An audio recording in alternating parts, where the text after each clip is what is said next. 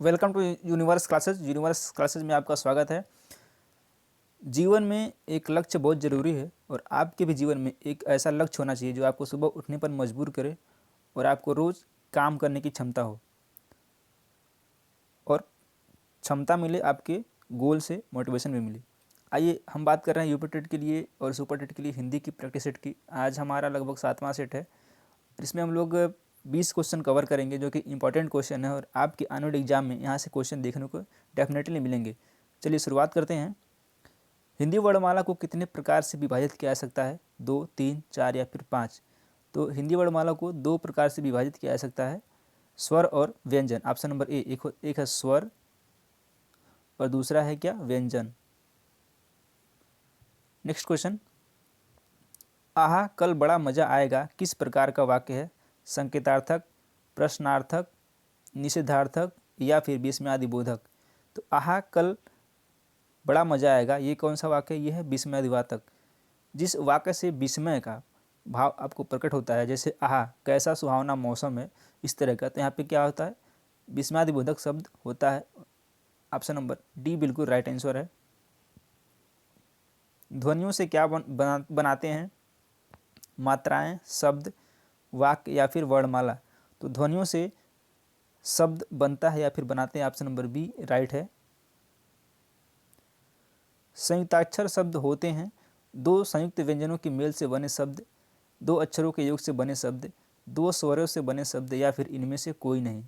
तो संयुक्ताक्षर जो होता है वह 2 अक्षरों के योग से बना शब्द होता है, जिसे संयुक्ताक्षर बोलते हैं, यानी कि 2 अक्षरों के योग से बने शब्द। Option number B is right answer.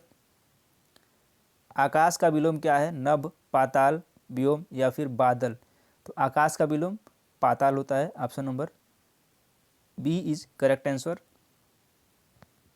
घोड़ा शब्द का समानार्थी क्या है? मृग, है, गौ या फिर नंद। तो घोड़ा का विलोम शब्द होता है, समानार्थी पूछा इसमें, तो घोड़ा का है होता है। Option number B is correct answer. संज्ञा के कितने भेद होते हैं? इंपॉर्टेंट क्वेश्चन है। 5, 4, 6 या फिर 7। यहाँ पे 6 होना चाहिए, मैंने गलती से 4 हो गया यहाँ पे।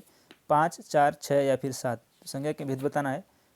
संज्ञा के जो भेद होते हैं वो बेसिकली 5 होते हैं। कौन कौन से, आइए देखते हैं। इसका आंसर ऑप्शन नंबर ए 5 है। पहला है जातिवाचक संज्ञा, जातिवाचक संज्ञा। दूसरा है व्यक्तिवाचक, व्यक्तिवाचक।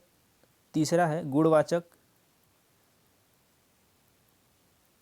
चौथा है भाववाचक या फिर भाववाचक संज्ञा। और 5वां है द्रव्यवाचक।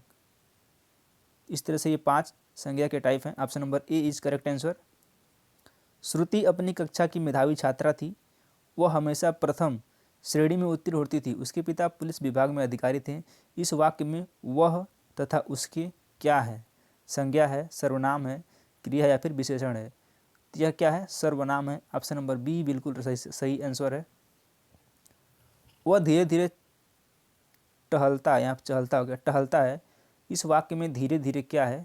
क्या क्रिया है, विशेषण है, क्रिया विशेषण है या फिर सर्वनाम है? तो वह धीरे धीरे टहलता है, इस वाक्य में क्या हो जाएगा? यहाँ पर है क्रिया विशेषण। Option number C is right है। वॉलंटियर का बहुवचन क्या है? वॉलंटियर्स, वॉलंटियर, वॉलंटियरों या फिर इनमें से कोई नहीं। तो वॉलंटियर का बहुवचन है वॉलंटियरों। ऑप्शन नंबर सी बिल्कुल राइट है। भ्रमर में निम्न में से क्या है? स्त्रीलिंग है, पुल्लिंग है, नपुंसक लिंग है या फिर इनमें से कोई नहीं। तो जो भ्रमर होता है वो क्या है? पुल्लिंग है। Option number B will be right answer. वार्षिक में कौन सा प्रत्यय लगा है? क, वार, सिक या फिर इक। वार्षिक में इक प्रत्यय का प्रयोग हुआ है। ऑप्शन नंबर डी बिल्कुल राइट है। ये तीनों नहीं सही हैं। तत् में कौन सा प्रत्यय लगने पर तत्व शब्द बनेगा? तत्व बताना है कौन सा बनेगा। त, ता, तत्व या फिर तत्व। तो इसमें तत्व लगेगा। तो यहाँ एक गलत हो गया, त्व हो गया यहाँ पे, त्व लगेगा तो बनेगा तत्व, यानी कि त्व। धार्मिक में प्रयुक्त प्रत्यय है इक, अक, एक या फिर क। तो धार्मिक में कौन सा प्रत्यय जो है, इक प्रत्यय। ऑप्शन नंबर ए राइट आंसर है। शब्द शब्द का सही तत्सम क्या होगा, शब्द, शब्द, शब्द या फिर अशब्द। शब्द का सही तत्सम रूप है शब्द। ऑप्शन नंबर बी सही है। परमात्मा में कौन सी संधि है बतानी है, वृद्धि स्वर संधि, आयादी स्वर संधि, दीर्घ स्वर संधि या फिर यण स्वर संधि। परमात्मा में संधि बताना है, कई बार एग्जाम में पूछा गया है क्वेश्चन। इसमें क्या है, दीर्घ स्वर संधि। ऑप्शन नंबर सी राइट है। और क्या होगा इसका संधि विच्छेद क्या होगा, परम प्लस आत्मा, परम प्लस आत्मा इसका संधि विच्छेद होगा। इस तरह से सी आंसर सही है। महर्षि में कौन सी संधि है, वृद्ध स्वर संधि, यण स्वर संधि, गुण स्वर संधि या फिर दीर्घ स्वर संधि। तो महर्षि में गुण स्वर संधि है और इसका संधि विच्छेद जो होता है यह हो जाता है महा प्लस ऋषि, महर्षि। ऑप्शन नंबर सी राइट है। वाक्य के कितने भेद होते हैं, 2, 3, 4 या फिर 5। वाक्य के भेद बताना है तो वाक्य के कितने भेद होते हैं, 3 होते हैं। कौन कौन से होते हैं, कर्तृवाच्य और दूसरा है कर्मवाच्य, तीसरा है भाववाच्य। ये वाच्य के 3 भेद होते हैं। इस तरह से बी बिल्कुल सही है। किस समास में दोनों पद प्रधान होते हैं, द्वंद्व समास, तत्पुरुष समास, द्विगु समास या फिर बहुब्रीहि समास।